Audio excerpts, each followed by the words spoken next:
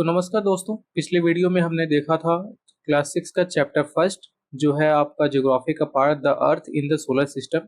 इस चैप्टर पे मैंने दो पार्ट बनाया हुआ है जिसमें मैंने लाइन बाय लाइन एक्सप्लेनेशन दिया है। तो चलिए अब इसके समरी की तरफ बढ़ते हैं और इसका एक शॉर्ट नोट देख लेते हैं क्योंकि वो वीडियो काफ़ी लंबी हो गई थी। तो इसीलिए मैं हर वीडियो के बाद, हर लाइन बाय लाइन एक्सप्लेनेशन के बाद आपको एक अलग से शॉर्ट वीडियो दूंगा जिसमें हम सिर्फ उस चैप्टर का नोट्स कवर करेंगे। तो फिर चलिए देखते हैं। हमारा चैप्टर है the earth in the solar system. सबसे पहले आपका आता है सेलेस्टियल बॉडीज क्या होती हैं। कह रहा है the solar system is a family of 8 planet. हमारा सोलर सिस्टम क्या है कि 8 प्लैनेट्स की एक फैमिली है। नेचुरल से जिसमें नेचुरल सैटेलाइट्स होते हैं, एस्ट्रॉइड्स होते हैं, मेट्रॉइड्स होते हैं और भी बहुत सी सेलेस्टियल बॉडीज मिलके हमारा एक सोलर सिस्टम बनाता है। ठीक है, our solar system is a part of milky way galaxy. और ये हमारा किसका पार्ट है? मिल्की वे गैलेक्सी का पार्ट है।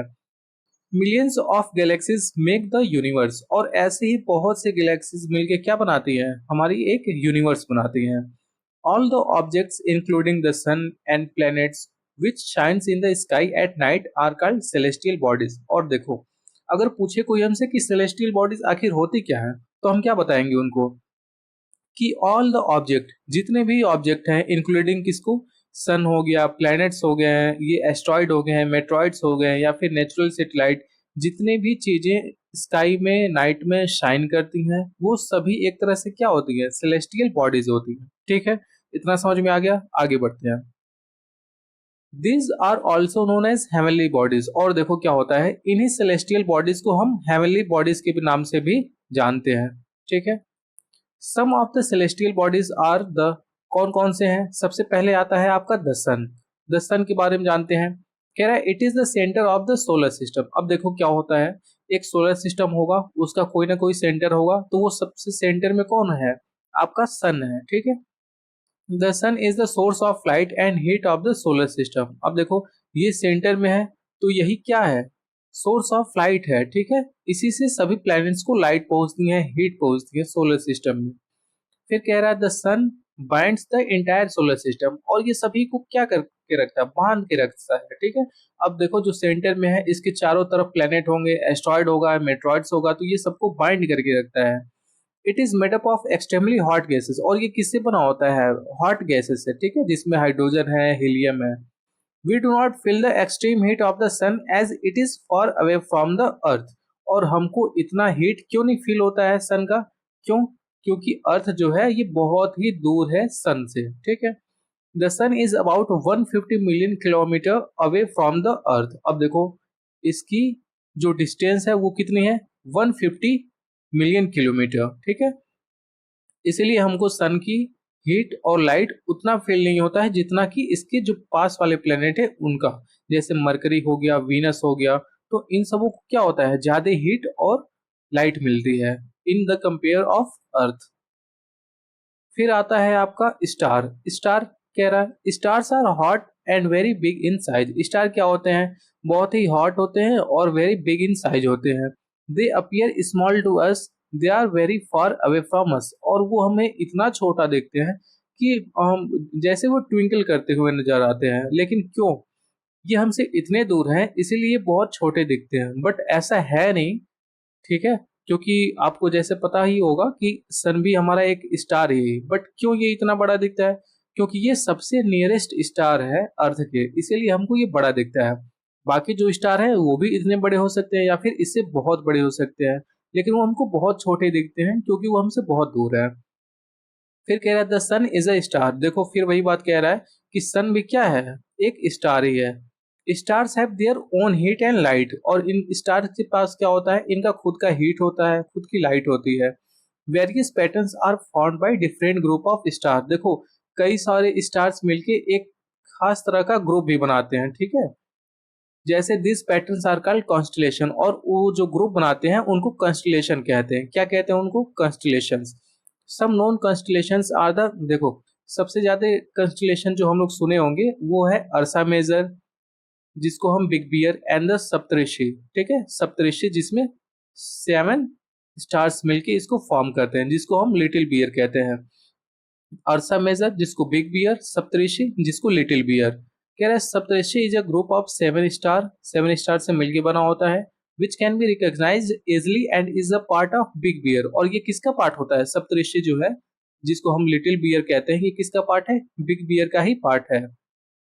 The north star also known as the pole star indicates the north direction. देखो अब एक होता है नॉर्थ स्टार और ये किधर होता है? नॉर्थ की तरफ होता है। और पहले के समय में लोग इसी को देख के नॉर्थ डायरेक्शन का पता लगाया करते थे। वही नीचे कह रहा है in the ancient times people try to find out the location of places with the help of pole star. और इसी पोल स्टार को देख के लोग पहले के समय में डायरेक्शन का पता लगाया करते थे। ठीक है, फिर आता है आपका moon. The moon is a natural satellite of the earth. Moon क्या है? अर्थ की एक नेचुरल सैटेलाइट है। The moon moves around the earth is about 27 days. देखो अर्थ का राउंड करने में मून को कितने डेज लगते हैं? 27 डेज लगते हैं। ठीक है, it takes the same time to rotate. और उतना ही समय इसको अपने आप एक्सिस पे घूमने पे भी लगता है। अब देखो क्या है, जैसे अर्थ सपोज अर्थ मान लो सन के अराउंड रिवॉल्व कर रही है, ठीक है, तो उसको लगेंगे 365 डेज और अपने एक्सिस पे घूमने में 24 आवर्स। बट मून का क्या है, ये 27 डेज में अर्थ का भी एक चक्कर लगाता है और अपने खुद का भी एक चक्कर लगाने में इसको 27 डेज लग जाते हैं। ठीक है, तो इसीलिए अगर आप मून पे हैं तो वहां का कहा जाता है कि एक दिन अर्थ के 27 डेज के बराबर होता है on its axis. This is reason why only one side of the moon is visible to us from the earth। और देखो यही वो रीजन है कि हमको सिर्फ एक ही साइड के मून का फेस दिख पाता है। The moon neither has water nor air, thus life is not possible on it। अब देखो लाइफ पॉसिबल कहाँ होगी? जहाँ वाटर होगा और एयर होगा। बट मून पे ये दोनों नहीं है, तो क्या वहाँ लाइफ पॉसिबल है? तो बिल्कुल नहीं। बट हमारे साइंटिस्ट क्या है, लगे हुए हैं वाटर और एयर को खोजने में। अब नहीं है का मतलब बिल्कुल नहीं है, ऐसा तो है नहीं। अब उनको खोजा जाएगा, क्या पता हो। अब ये तो कोई नहीं जानता है, ये तो आगे आने वाली रिसर्च ही बता पाएगी। We can see the moon only once in a month. और हम मून को मंथ में कब देखते हैं? एक बार देखते हैं। This is called the full moon. और तब हम उसको क्या कहते हैं? फुल मून कहते हैं, नाइट और पूर्णिमा। अब देखो या तो पूर्णिमा पूर्णिमा के दिन क्या होता है, हमें फुल मून देखने को मिलता है और अमावस्या के दिन हमको न्यू मून देखने को मिलता है। ठीक है, जिस दिन मून बिल्कुल गायब हो जाता है उस दिन अमावस्या होता है और उसी दिन को क्या कहते हैं? हम न्यू मून के नाम से जानते हैं। कह रहा है about 15 days after the full moon day we are not able to see the moon. This is called the new moon night और अमावस्या। देखो वही बात कह रहा है, कह रहा है अगर तुम पूर्णिमा देख लिए, ठीक है, तो उसके 15 डेज के बाद तुमको कोई मून देखने को नहीं मिलेगा और वही क्या होता है? अमावस्या होता है, जिसको हम न्यू मून कहते हैं। सैटेलाइट अब आती है। कह रहा है satellite are celestial bodies which move around the planets. Satellite क्या होती हैं? सेलेस्टियल बॉडीज होती हैं जो प्लैनेट्स के अराउंड मूव करती रहती हैं। The moon is a natural satellite which revolves around the earth. An artificial satellite is a man made satellite which is constructed by scientist to gather information. देखो क्या है, दो तरह की सैटेलाइट होती हैं, एक होता है नेचुरल सैटेलाइट और दूसरी होती है आर्टिफिशियल सैटेलाइट। नेचुरल सैटेलाइट जैसे मून हो गया और बाकी जो आपके सेलेस्टियल ऑब्जेक्ट्स हैं, ये सब आपकी नेचुरल सैटेलाइट्स हैं। बट आर्टिफिशियल सैटेलाइट्स वो होती हैं जो अर्थ पे साइंटिस्ट के द्वारा या फिर ह्यूमन के द्वारा मैन मेड होती हैं। वो होती हैं आपकी आर्टिफिशियल सैटेलाइट। जैसे आर्टिफिशियल सैटेलाइट का अगर एग्जांपल ले तो जैसे इनसैट हो गया, एडुसैट हो गया, ये सब आपकी आर्टिफिशियल सैटेलाइट है। ठीक है, फिर आता है आपका planet. The word planet come from Greek word planetai which means wanderers. ये कहाँ से लिया गया है? ग्रीक वर्ड से लिया गया है जिसका मतलब होता है वंडरर्स। There are 8 planet. कितने प्लेनेट हैं अपने सोलर सिस्टम में? 8 प्लेनेट हैं, जिसमें Mercury, Venus, Earth, Mars, Jupiter, Saturn, Uranus और नेपच्यून है। Mercury is the planet nearest to the sun. और सबसे सन के नियरेस्ट में कौन सी प्लेनेट है? वो है मरकरी। और ये कितना डेज लेती है रिवॉल्व करने में सन को? 88 डेज। अब देखो अर्थ 365 डेज लगा रहा है बट मरकरी 88 डेज। क्यों? क्योंकि मरकरी सन के पास में है, तो जो जिसके पास में रहेगा वो जल्दी जल्दी उसको रिवॉल्व करेगा। ठीक है, फिर कह रहा है all the planets move around the sun in fixed path called orbit.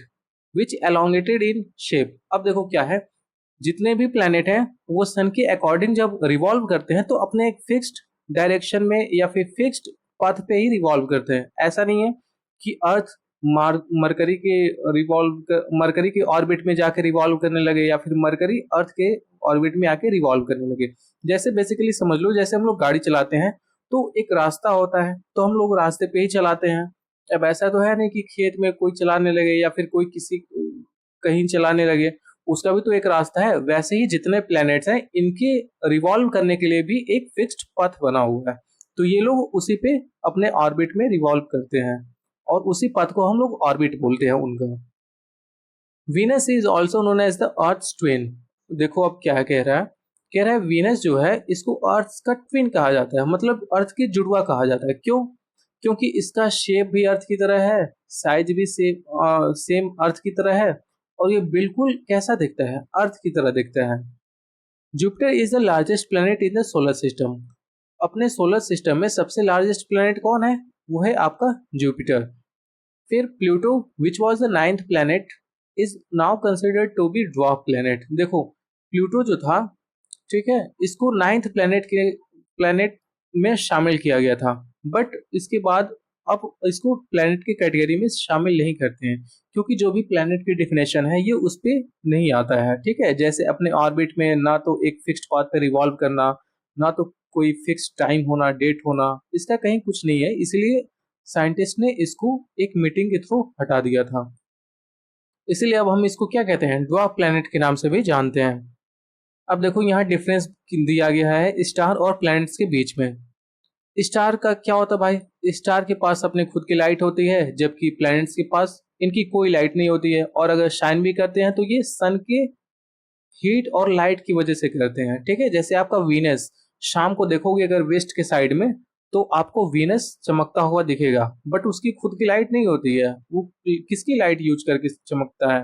वो सन की लाइट यूज करता है।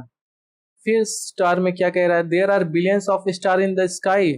और फिर प्लैनेट में कह रहा है देयर आर ओनली 8 प्लैनेट्स। ठीक है, अपने सोलर सिस्टम में बहुत से बिलियन ऑफ स्टार देखने को मिलेंगे, बट प्लैनेट्स कितने होते हैं? सिर्फ 8। स्टार्स ट्विंकल करते हैं जबकि प्लैनेट्स ट्विंकल नहीं करते हैं।